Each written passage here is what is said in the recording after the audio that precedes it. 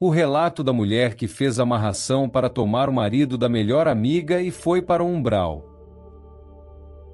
Ajude nosso canal, se inscrevendo, curtindo o vídeo, comentando, compartilhando para os seus amigos e doando qualquer valor através do botão Valeu.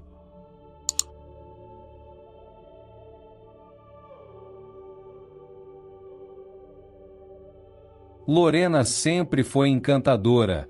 Tinha sorriso fácil, perfume marcante, olhos que pareciam prometer segredos. Desde jovem, gostava de ter tudo o que quisesse: roupas, atenções, aplausos.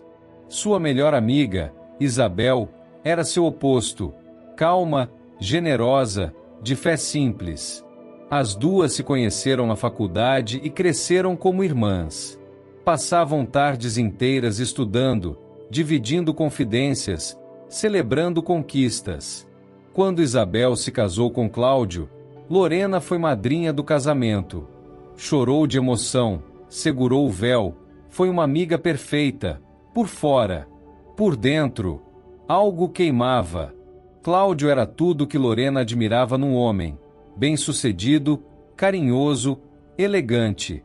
E acima de tudo, não era dela. Aos poucos, aquela admiração virou desejo. O desejo, inveja. A inveja, um plano. Lorena começou com insinuações. Palavras doces nos jantares de casal. Toques sem querer. Risadas exageradas nas piadas dele. Cláudio, lisonjeado, retribuía olhares discretos, mas respeitava Isabel. Quando percebeu que sozinha não conseguiria romper aquele laço, Lorena lembrou de uma mulher misteriosa que, anos antes, lera suas mãos numa feira esotérica, Dona Yara, rezadeira de feitiços fortes. Numa noite chuvosa, foi até o casebre de Yara, nos fundos de um bairro esquecido. Quero Cláudio. Pra sempre. E Isabel fora da história. Disse, firme. A velha bruxa sorriu sem dente, preparando uma vela preta, um laço de fita vermelha, gotas de sangue de Lorena misturadas com fios de cabelo de Cláudio, que ela pegou de uma escova durante uma visita. Yara acendeu a vela, entoou cânticos, amarrou os fios no nó cego. Se fizer tudo certo, ele vai se afastar da esposa como um cão foge de água. Mas cuidado, minha filha, quem amarra um coração, amarra o próprio também. Lorena ignorou o aviso. Saiu dali certa da vitória. As semanas seguintes foram como mágica ou maldição. Cláudio começou a discutir com Isabel por bobagens. Chegava à tarde, inventava viagens. Buscava desculpas para encontrar Lorena, dizendo que precisava desabafar. Um dia, Isabel pegou uma mensagem comprometedora. Confrontou Cláudio, que, enfeitiçado, se tornou agressivo, negando tudo, culpando-a por controlar demais. Quando Isabel descobriu a verdade, partiu com uma mala nas costas e o coração dilacerado. Foi embora da cidade, deixando o lar que construiu com amor. Lorena assumiu o lugar da amiga como se nada fosse. Instalou-se na casa, dormiu na cama que fora de Isabel, usou as louças, ocupou os abraços de Cláudio. Ela achava que tinha vencido. No começo, tudo parecia um sonho. Cláudio estava aos pés dela, apaixonado, submisso.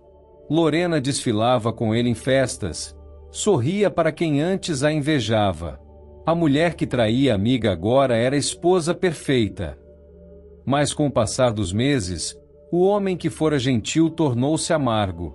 Cláudio, sem saber porquê, começou a beber. Tinha pesadelos terríveis, via sombras no quarto, ouvia o nome de Isabel sussurrado ao vento. O amor virou obsessão. A obsessão, agressividade. Lorena também começou a adoecer.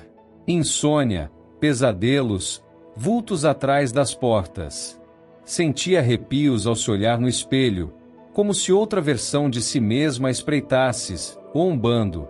Procurou Yara de novo, mas a velha havia sumido, levando segredos para o breu.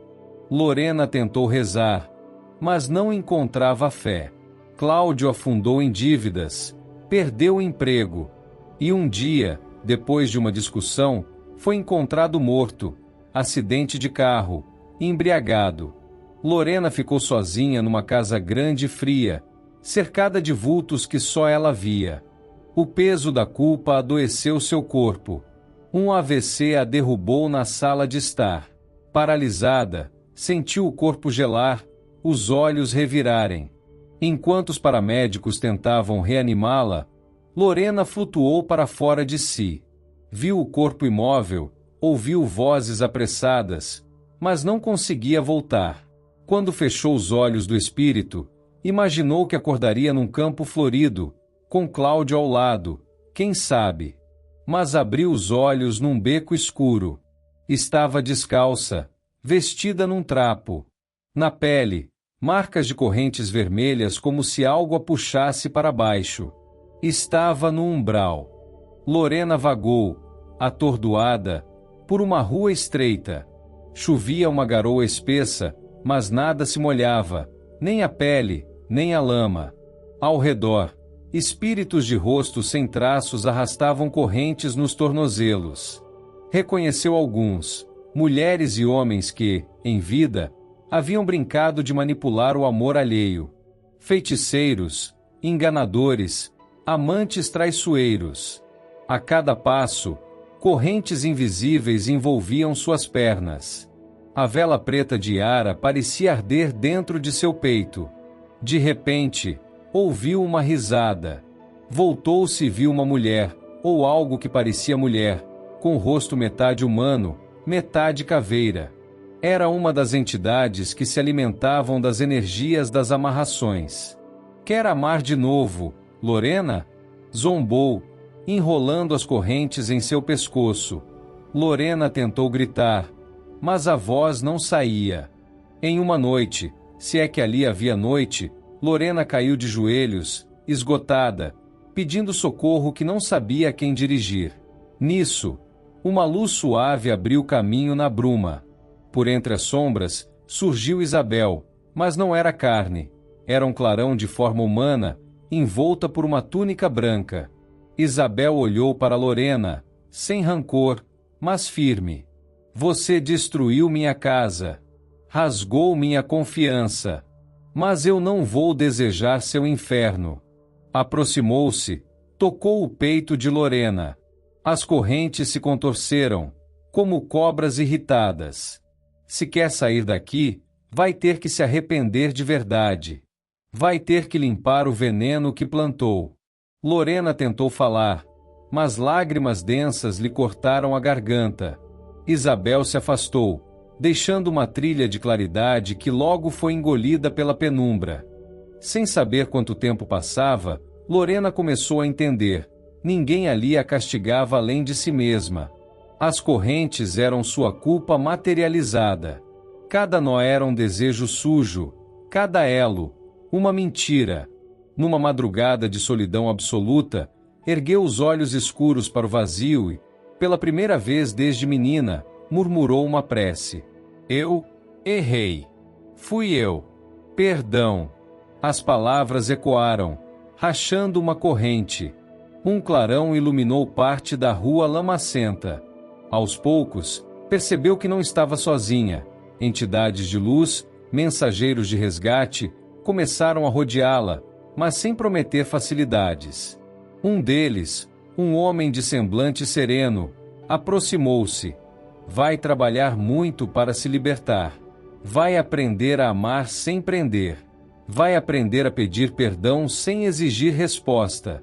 Ele estendeu a mão. Lorena segurou, sentindo um peso imenso soltar-se de suas costas. Conduzida por guias espirituais, Lorena atravessou o Vale das Amarras. Cada passo era como arrancar pedaços de si mesma. Mas ao longe, uma claridade tremeluzia, uma colônia de transição, onde espíritos arrependidos eram acolhidos para estudar, reparar e reconstruir. Lá, Lorena foi levada a trabalhar com outros como ela. mulheres que usaram encantamentos para escravizar corações, homens que destruíram famílias por capricho. Seu trabalho era ouvir, aconselhar, chorar junto, acender velas de verdade, não para amarrar, mas para iluminar. E toda noite, em preces solitárias, Lorena pedia perdão a Isabel, onde quer que estivesse encarnada. Dizem que, em vigílias de Umbanda, quando alguém acende uma vela para limpar feitiços de amarração, uma chama bruxuleante dança diferente. Ali, na curva da fumaça, Lorena às vezes se faz presente, uma alma que errou, pagou e hoje serve de aviso para quem brinca de prender corações. Porque amor não se amarra. Quem tenta, um dia, amarra a si mesmo. E só quem perdoa, ou quem se arrepende de verdade, encontra a chave para quebrar essas correntes.